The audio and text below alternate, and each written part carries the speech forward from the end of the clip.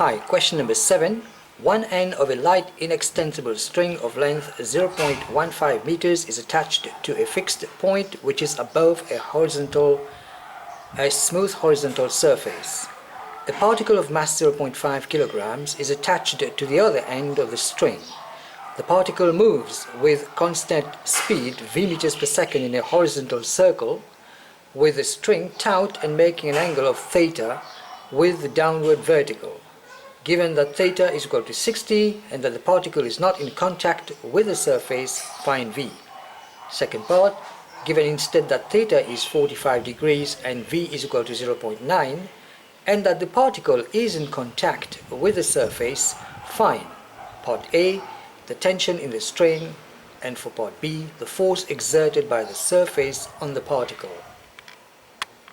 Now then, to be able to do a question like this, I've just drawn a diagram to show you what information we have. This is our fixed point, and that's the light inextensible string, and it's of length 0.15 meters, and the weight of the object is 0.5 kilograms, and it's rotating in a horizontal circle, and we need to find the value of v. Now, to be able to do this, first of all, we're going to resolve vertically. Vertically, I've got the tension in the string here, which is basically, if we look at that is 60, so this is 60, and therefore I have the tension as T cos of 60, and we need to understand that force is equal to mass times acceleration.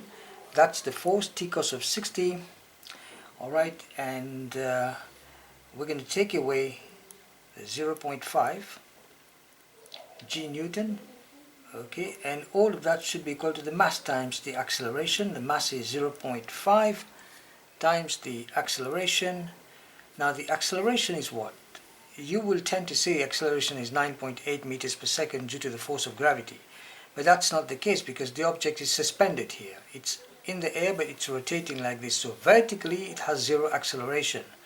So the vertical acceleration AY is going to be equal to 0. So this is times 0. Therefore I've got then T cos of 60, and all of that can go on the other side, becomes 0.5 g, and therefore T is equal to 0.5 times 10 divided by cos of 60. Work that out, you should be able to get 10 newtons. Now, to find v, we also should know that force times acceleration in the horizontal direction, the circular acceleration is going to be equal to, now horizontally we should understand that force again is mass times acceleration, but the horizontal acceleration is v square over r. So the a's can be substituted v square over r. The force, which is basically what we're saying, is that this is now the horizontal force. This is 30 degrees. So horizontally I've got T cos of 30, or I can say T sine of 60, which is the same. Okay, T sine of 60, so we're resolving horizontally now in this direction. Okay, horizontal resolving. And again, now force is equal to mass times acceleration. So the mass of the object is 0.5 times the acceleration. The acceleration is v square over r. Now what is r? R is the radius, isn't it? This is the radius. So if we want to find r, we can use trigonometry. And by using trigonometry, okay, I'm going to be able to find that r, which is basically here, okay, and so what we're saying is that this thing, the triangle is different. It's just like this one here. Sorry about that. So we got 60 degrees here. This is r, and that's 0.15 meters. So this is the opposite of a hypotenuse. So r is going to be equal to the opposite, which is r itself, over the hypotenuse is equal to the sine of 60. So we're saying the radius is equal to 0.15 sine of 60. So this is then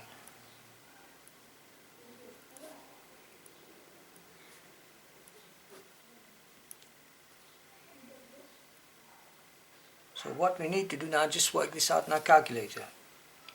And we know that the tension in the string was found to be 10 newtons. So 10 sine of 60, is equal to 0.5 v square. This can all come up here. And so we've got v square is equal to 1.5 times the sine of 60 to the square divided by 0.5. So it's the sine of 60, okay, and that to the square is this much 3/4 times 1.5, and all divided by 0.5 is this much. So v is going to be equal to then the square root of 9/4, which is then 3/2, 1.5 meters per second. So this is the angular velocity of the particle in that circular motion. It's centripetal force. Take care. Okay, for the second part, here's the fixed point, and now the object is in contact with the surface. The tension in the string, and this is 45 degrees, so we're going to say, so if we resolved here, we've got T, right, so if you resolve vertically, the vertical thing is going to be T sine of 45 is equal to mass times acceleration. Acceleration we know is v square over r. So we're saying all of that. So v square, m is 0.5 times 0.9 to the square, because the velocity has been given as 0.9 meters per second now, and divided by r. Now r is the radius, the new radius now. This is r, and this is 0.15, so I'm going to say 0.15 times the sine of 45 degrees. Using trigonometry again, this is the adjacent, okay, that's the hypotenuse. You can use cos, you can use sine if you want, okay, so, and therefore we've got then, because cos of 45 is basically, or you can use this angle. If you want to use this angle, you're going to use sine. This angle you're going to use cos. It's 45 doesn't make any difference. The cos of 45 is the same as sine of 45. So what we're saying is the tension in the string is now equal to 0.5 times 0.9 square divided by 0.15 times sine of 45 to the square. Because this sine here is going to come down. Sine 45 times sine of 45. So I've got then 0.5 times 0.9 square, all divided by 0.15, and then divided by sine of 45, and again divided by sine of 45. Final answer, 5.4 newtons. So that's the tension in the string. So now we need to find the force exerted by the surface on the particle. Remember, this is the surface. Here's the object. We want the contact force, which is R, and this is 0.5 G newtons. Tension in the string is here, and the tension was found to be 5.4 at 45 degrees.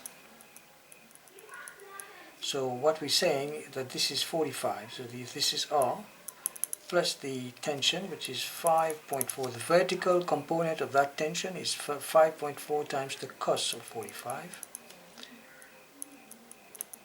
And all of that, take away 0.5, it should be equal to 0.5 G Newton.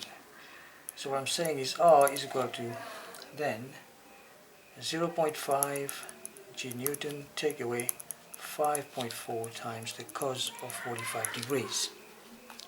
So let's do it on our calculator. 0.5 times 10, take away 5.4 times cos of 45 degrees, should be able to get this much, which is 1.18. So the answer is then 1.18 newtons. Here we are.